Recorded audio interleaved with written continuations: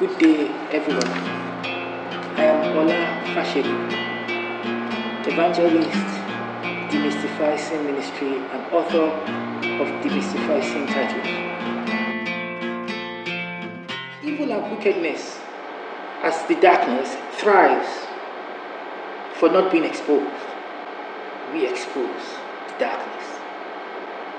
This lays out metaphysical activities of police officers on assignment, acting as catalysts to scrap the insanity rituals, whilst leveraging the petition as instruments on platform of arrest and interrogation of God, and dealt with everything that was and could be coming as the effect of connected metaphysical activity.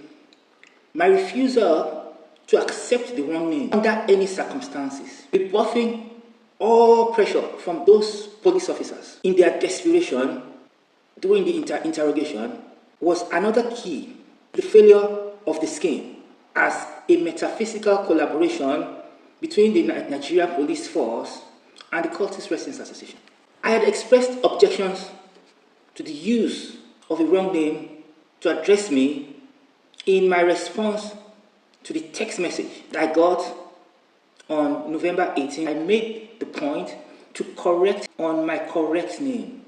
I reiterated my objections in the same regard extensively in my further petition. Paragraph 5 to paragraph 10 refers. I also made another correction to a senior police officer in the DNI at introduction. When I was introduced to him, I made another correction. But he still went ahead to insist on the use of the wrong name. Kilode. So I quote from my letter, Alert 5. The undersigned honored the invitation on Tuesday, November 22, 2022. He was introduced to the lead investigator, senior police officer in the DNI, who asked, Tunde. The undersigned replied, No, my name is Olatunde. This seemed trivial, but it was key in neutralizing all their rituals and projections. The invitation letter bore the name Tunde. The Mara Police Station DPO had also mentioned the name reported to them as Tunde. The undersigned corrected him. In the follow-up petition, dated and stamped received on Tuesday, November 22, 2022, the undersigned asked to be properly called by his correct name and dissociated his name himself from Tunde on the invitation letter. The name of the undersigned is Olatunde Abimbola Fasheku. He agrees to be called Ola for short. He never introduced himself to anyone in 30 years as Tunde, nor to any of the addressed and their agents whose acquaintance and interactions with him are very recent in relative context. An exchange of about 8 minutes ensued, 8 to 10 minutes, in which officers claimed that Tunde and Olatunde were the same, to which the undersigned disagreed. He refused to be called Tunde and insisted on being properly called. Officers eventually yielded to good reason and conceded to the fact that it was the absolute right, which is common sense, of any individual, more illegal adults, to say what he or she should be called by others and how it should be addressed, so long as no misrepresentation is involved. How do you argue with a grown-up man what his name is or should be based on what you or others said or wish to call him, or on what you assume as convention in the coining of a short form of names? It's not for you to assume what a person's name is or should be. The correct question is, comment t'appelles-tu? It translates literally to, what do you call yourself? The typical response is, je m'appelle, literally means I call myself. Yes, taken as my name is. Quote. Despite all objections and corrections, the police officers insisting in desperation that I should accept to be called a wrong name, and engaging me in prolonged and baseless argument is more proof of their metaphysical collaboration with the Cultist Residents Association. Behind the desperation that I should agree to be called the wrong name are critical metaphysical objects with fundamental bearing on the success of the rituals convened against me in that wrong name. The wrong name Nigerian police force authorities were desperate to foist on me through its officers has grave metaphysical implications that are adverse to my interest. It is a name given by my mother, my supposed mother, for the insanity rituals, and the name on the connected instrument to the insanity rituals as petition. Anyone insisting on calling me a wrong name, more one to which I object and have expressed reservations, is being disrespectful and is engaged in an act of hostility and can only be up to evil mischief. The interrogation was with attempt to intimidate, hostile, set to cause distress and unsettlement. It was to go with the metaphysical activity that was going on. Yes, being projected to get objects. Paul gave me the petition of the Cultist Residents Association to read. Read.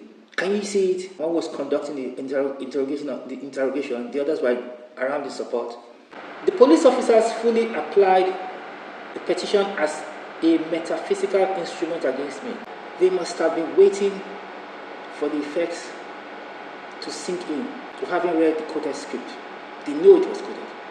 With insanity coded scripts, I had some experience.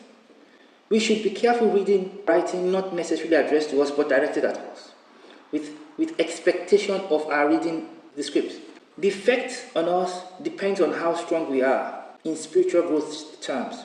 We need to be alert to anything that is must read, that causes any strain on our faculties or brains immediately would feel the effect. Simple text from hostile sources may become a task to read, and it may seem to take us time to read, to grasp what it's saying. If we are studying and our vessels are built up by spiritual growth, we can read the text, detecting the charge, but being prepared to absorb any shock or the effects of the attacks. We write it out. We can take the full effects of the attack on our brains and neutralize it, or you can avoid it. There are always ways to deal with. We can get someone to read it to us. I could have told him, you read it to me. But I'm happy that I read it myself so I could see it myself. Or we can say, we would read it later, or give excuses. Can you see it? Do you have your glasses? We must be aware that it is a possibility. We must always have it in mind that this is a possibility.